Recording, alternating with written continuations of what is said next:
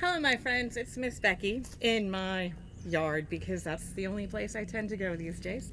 You'll notice I have not cleaned out this flower bed. It's on my list of to-dos. But I think we are looking at a ceramic frog or a ceramic toad that's been hanging out in my flower bed. I don't think he actually eats much or does much for the flowers, but he's a nice decoration that my mom made for me. But if we scooch on over to our view, over here I have a toad house.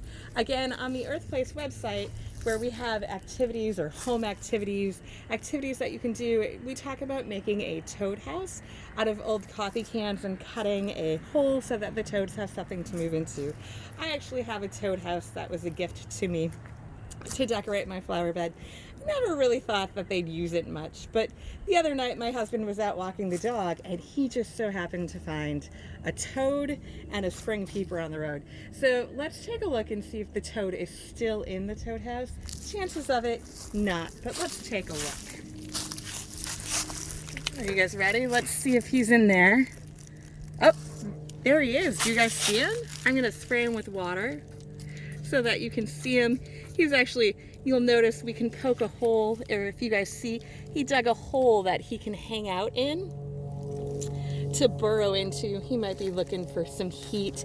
It has been chilly up here. I'm about 30 minutes north of where you guys are in Westport, so I'm up in Bethel, so my nights were chilly. The water in my koi pond was frozen last night.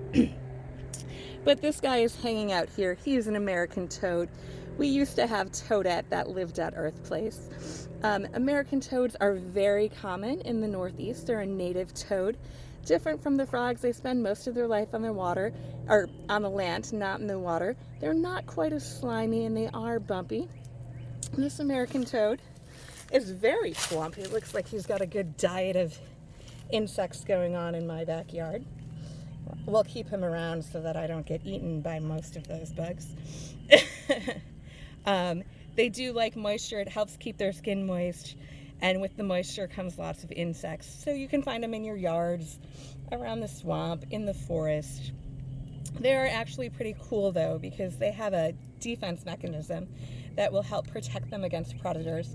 Predators are something that wants to eat them, right? So he doesn't want to be eaten, and he's actually sitting there hoping that we think he's a rock. But so he can excrete a poison or a toxin that is like a milky substance from their skin. So if a dog or a frog or not a frog, a dog or a snake or other predators go to pick them up, they'll excrete this, and it tastes bad and it makes dogs foam at the mouth. They will also urinate on themselves if they're threatened to make themselves not as tasty. They will also plump themselves up so that they are bigger, so it's harder for